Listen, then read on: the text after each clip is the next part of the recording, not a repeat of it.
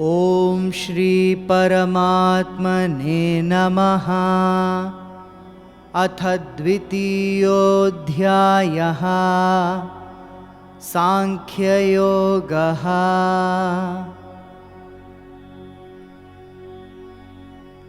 गुरून् हत्वा हि महानुभावान् श्रेयो भोक्तुं भैक्ष्यमपीह लोके।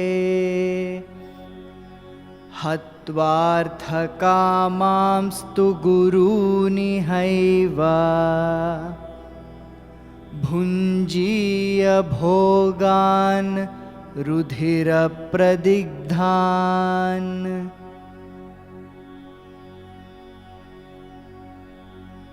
न चैतद्विद्मः कतरन्नो गरीयो यद्वा जयेम यदि वा नो जयेयुः।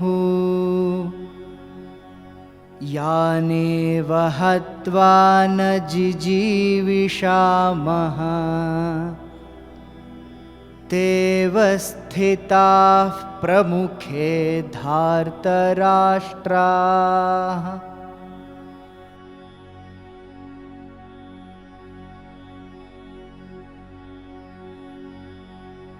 कार्पण्यदोषोपहतः स्वभावः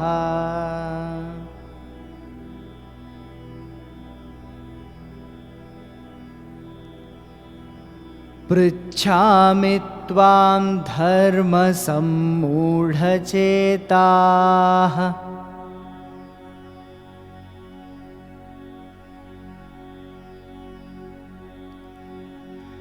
यच्छ्रेयस्यान्निश्चितं ब्रूहि तन्मे।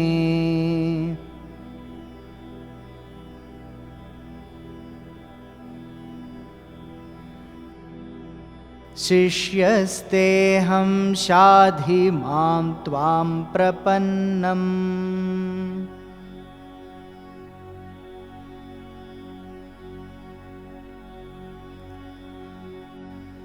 कार्पण्यदोषोपहतः स्वभावः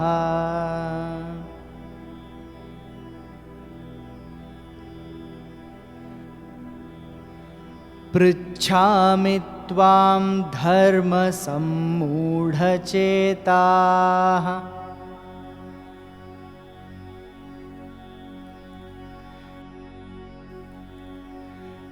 यच्छ्रेयस्यान्निश्चितं ब्रूहि तन्मे।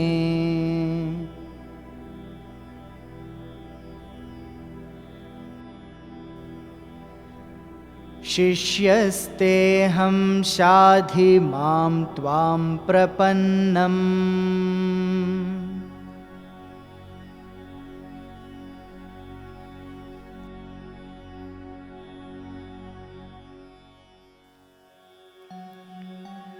Karpanya dosha, the flaw of cowardice. Upahata, besieged. Swabhavaha, nature. Pritchami, I am asking. Tvam, to you. Dharma, duty. Sammudha, confused.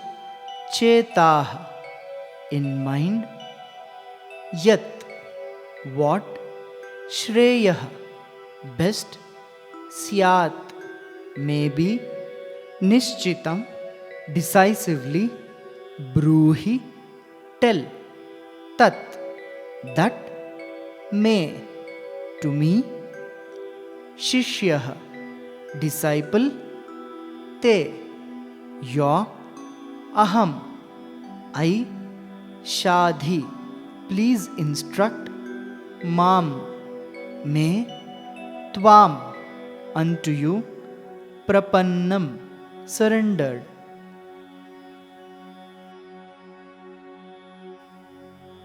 Filled with confusion and grief, Arjuna seeks divine help to guide him on the right path. Earlier, Arjuna considered Krishna to be his friend and relative. Now, he acknowledges him as his Guru. Surrendering to the Guru and using the intellect to discriminate between right and wrong is the first step to spiritual realization.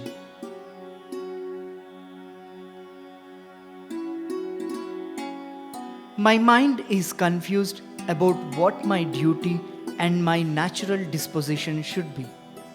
It is besieged by the flaw of cowardice. I have surrendered to you as your disciple. Please instruct me and tell me with certainty what is best for me.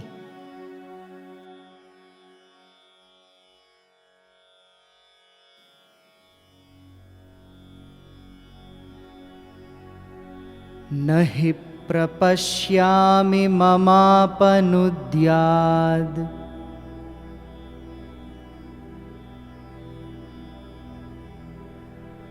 यच्छोकमुच्छोषणमिन्द्रियाणाम्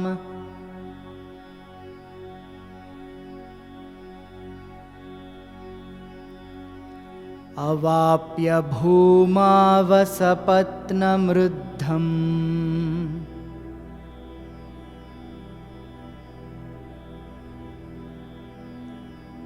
राज्यं सुराणामपि चाधिपत्यम्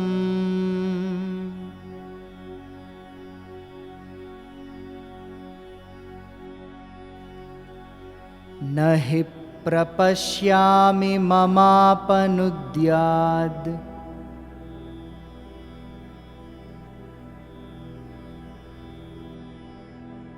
यच्छोकमुच्छोषणमिन्द्रियाणाम्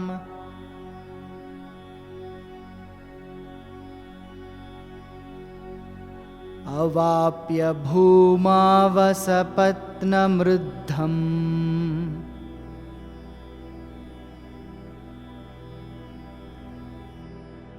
राज्यं सुराणामपि चाधिपत्यम्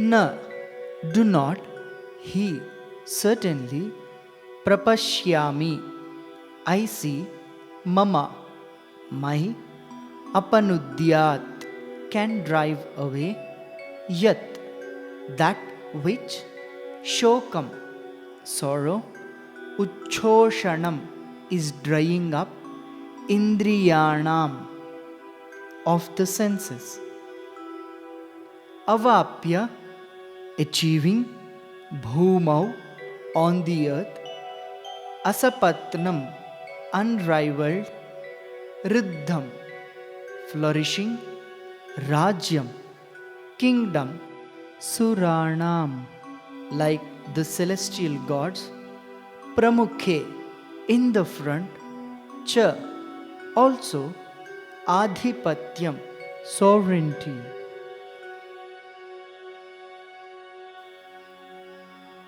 Although Arjuna had applied his worldly knowledge and logic to explain why he should not fight the battle, they did not solve his problems.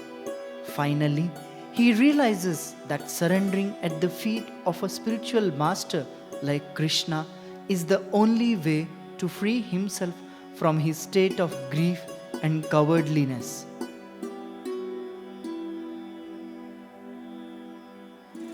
I can see no means of driving away this sorrow that is drying up my senses.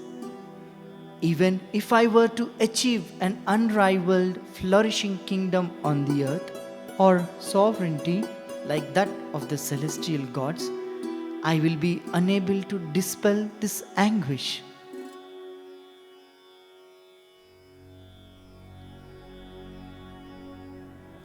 कार्पण्यदोषोपहतस्वभावः पृच्छामि त्वां धर्मसम्मूढचेताः यच्छ्रेयस्यान्निश्चितं ब्रूहि तन्मे शिष्यस्तेऽहं शाधि मां त्वां प्रपन्नम्।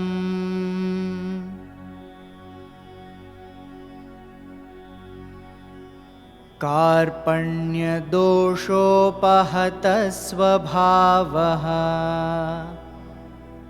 पृच्छामि त्वां धर्मसम्मूढचेताः। यच्छ्रेयस्यान्निश्चितं ब्रूहि तन्मे। शिष्यस्तेऽहं शाधि मां त्वां प्रपन्नम्।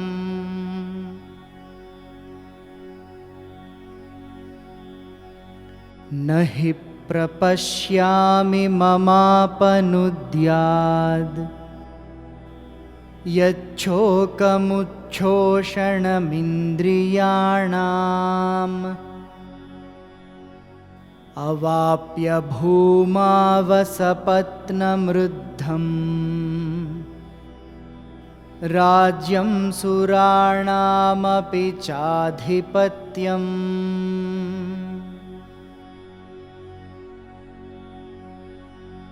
न हि प्रपश्यामि ममापनुद्याद् यच्छोकमुच्छोषणमिन्द्रियाणाम्। अवाप्य भूमावसपत्नमृद्धम् राज्यं सुराणामपि चाधिपत्यम्।